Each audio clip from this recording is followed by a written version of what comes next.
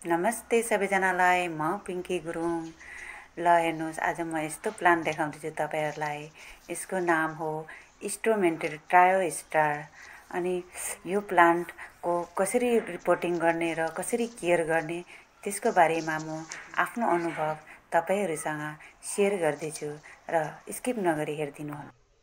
अब यसलाई भन्नु त ट्रायोस्टार भन्छ हो, लेकिन हेर्नु यहाँ यो एक कलर, यो भयो ग्रीन, यो अफ वाइट, अनि यो डार्क पर्पल, अनि यो हल्का पिङ्क। यसलाई अब कहाँ तीन कलर भनेर हुन्छ, यसलाई 4 कलर भन्नुपर्छ नि। यति सुन्दर हुन्छ कि यो प्लान्ट। हजुरहरूले पनि छैन भने यसलाई एड गरिहाल्नु है आफ्नो गार्डनमा। सानो सानोमा यसरी पनि रोप्न सकिन्छ है।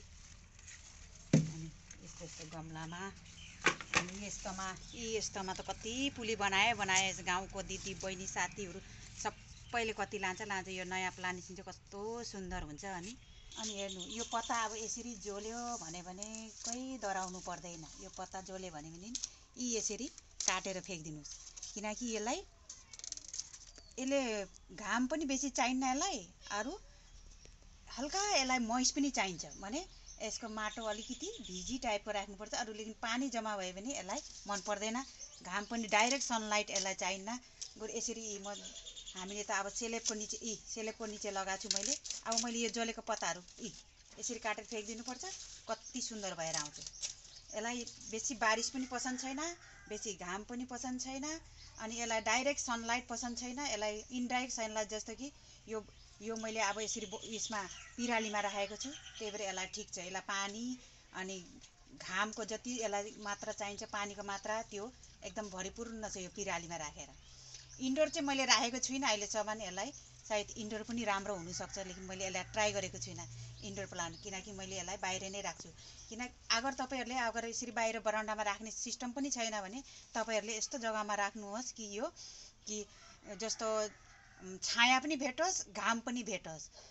जस्तो कि एउटा गाछीको जस्तो निचे, त्यसमा तपाईँहरूले माटोमै निचे रिपोर्ट गरिदिनुहोस्, यो कहिले खराब हुँदैन। लेकिन त्यो माटो अलिक उच्चा गरेर रोप्नुपर्छ यसलाई। यो माने पानी जमिने जग्गामा होइन, अलिक उच्चा गरेर रोपिदिनुपर्छ। एकदम सुन्दर भएर आउँछ।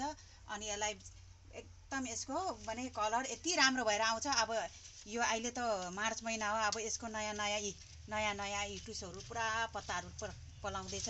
बहुत राम्रो हुन्छ। यता हेर्नु, यसको माटो एकदम मोइस हुनुपर्छ अनि फुर्रे परेको हुनुपर्छ।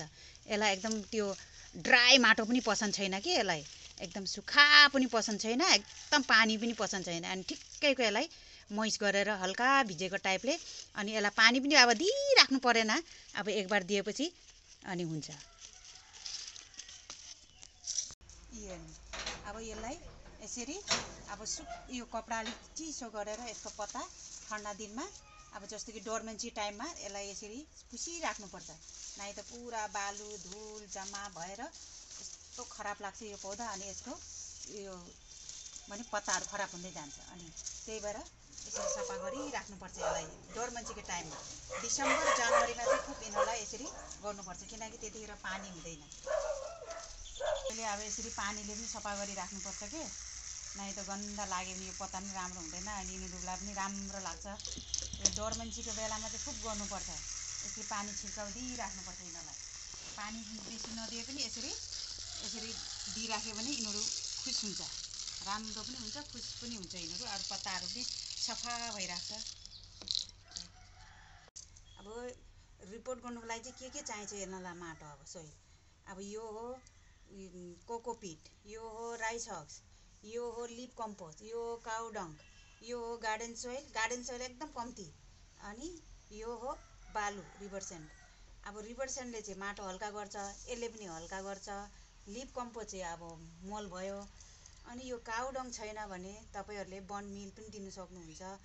अनि किचन वेस्ट पनि दिनु सक्नुहुन्छ। किचनमा जो आफूले किचन वेस्टले जो कम्पोस्ट बनाएको हुन्छ त्यो पनि युज गर्नु सक्नुहुन्छ। सबसे बेस्ट चाहिँ अब किचन वेस्ट नै त यो काउ डङ्क हुन्छ। अनि यो के अरे कोकोपिट चाहिँ मैले किन दिन्छु भने, किनकि यिनीहरूलाई हल्का मोइस्ट चाहिन्छ, हल्का भिजेको चाहिन्छ, अनि यसले पानी सोखेर राख्छ। त्यही भएर मैले यसलाई 10% जरुर दिन्छु यिनीहरूलाई रोप्दाखेरि, रिपोर्टिङ गर्दाखेरि। त्यही भएर तपाईँहरूले पनि रिपोर्ट गर्दाखेरि याद राख्नु होला।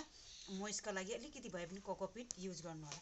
अनि अब यो सानो पोटमा पनि भइहाल्छ। यो पोट तपाईँहरूले यहाँ ठुल्ठुलो होल बनाउनुपर्छ। त्यो सानो लोबोले यत्रो घोत्नु लोबोले दुलो बनाउनु लोबोले नगर्नु।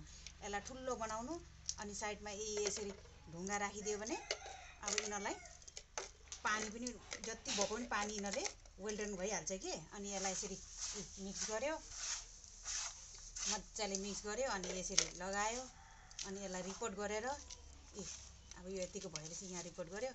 अनि यो जरासँगै छ। जरा यो बिना जरामा अगर यो जरा छैन भने यति छ भने पनि यो जाग्छ, यो मर्नेवाला होइन, फट्टै मर्दैन। यो हार्डी प्लान्ट टाइपको हुन्छ, जस्तो एग्लोनिमाहरू भन्दा यो अलिक सफ्ट टाइपको हुन्छ। त्यही भएर यो छिट्टो यो मर्दैन। त्यसले पानी पनि खोप्छ, घाम पनि खोप्छ, लेकिन घाम चाहिँ डाइरेक्ट सनलाइट चाहिँ एकदमै खोप्दैन, पत्ता जलेर मरिजान्छ।